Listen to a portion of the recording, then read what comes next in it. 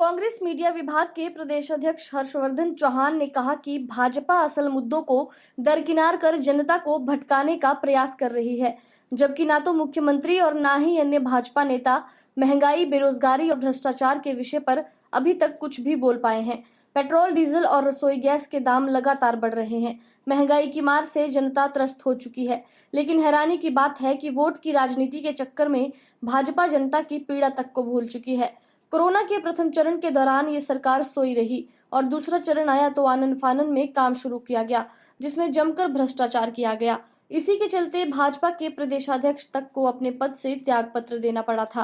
भाजपा नेता प्रचार के दौरान ऐसी कई बातें कर रहे हैं जिनसे आम जनता का कोई लेना देना नहीं है। महंगाई, बेरोजगारी तथा विकास पर कोई बात जनता के बीच में भाजपा नेताओं द्वारा नहीं रखी जा रही। जितने भी उद्घाटन किए जा रहे हैं, ये सभी पूर्व की कांग्रेस सरकार के कार्यकाल की देन है। इस सरकार ने प्रदेश में एक भी योजना ऐसी नहीं दी है जिसका शिलान्यास और उद्घाटन दोनों ही किए हों।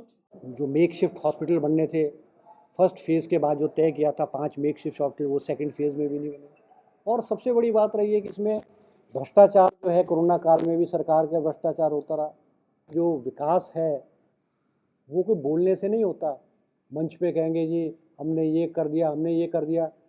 जो सरकारी आंकड़े हैं और हमारा जो जीडीपी है, जो हम जिसको बोलते हैं जीडीपी, हमारा ग्रोथ रेट जो है, पिछले साल हमारा ग्रोथ रेट -7 था, -7। हिमाचल प्रदेश का जो ग्रोथ लेवल है अभी भी माइनस में है।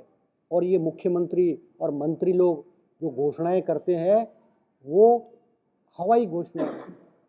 अगर आप हकीकत में देखो, आज अगर उद्घाटन और जो शिलान्यास उद्घाटन हो रहे हैं वो उन स्कीम्स के उद्घाटन हो रहे हैं जो पूर्व में कांग्रेस सरकारों द्वारा जो किए गए थे, स्कीमें जो इनिशिएट की गई थी वो अब जाकर के पूरी हुई है, उसका उद्घाटन ये कर रहे हैं। मेरा दावा है देश को मॉडल स्टेट के रूप में जाना जाता है। इसकी बुनियाद पूर्व में कांग्रेस सरकारों द्वारा और कांग्रेस के मुख्यमंत्री द्वारा जो है आज रखी गई है। आज हिमाचल प्रदेश को मॉडल स्टेट के रूप में जाना जाता है। अब चुनाव हो रहे हैं, हम आज का जो वोटर है, आज जो लोग हैं, वो बीजेपी से, मुख्यमंत्री से जवाब चाहते हैं। बेरोजगारी पे प्रकाश डालें, वो महंगाई पे प्रकाश डालें, वो आज वो विकास पे डालें। ये तीनों जो इश्यूज़ हैं, इसके बारे में आप देख सकते हैं कि बीजेपी का जब राजनीतिक मंच लगता है और इनके जो लोग भाषण देते हैं वो इन मुद्दे पे कुछ भी नहीं बोलते। आज वो मुद्दों पे ये बोलते हैं जो मुद्दे मतदाताओं से, आम आदमी से कोई रेलेवेंस ही नहीं रखते हैं।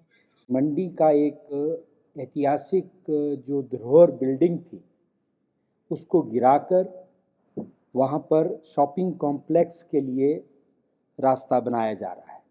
प्राइवेट संस्था को इसको दिया जाने का सरकार की मंशा है और इसके ऊपर सरकार काम भी कर रही थी।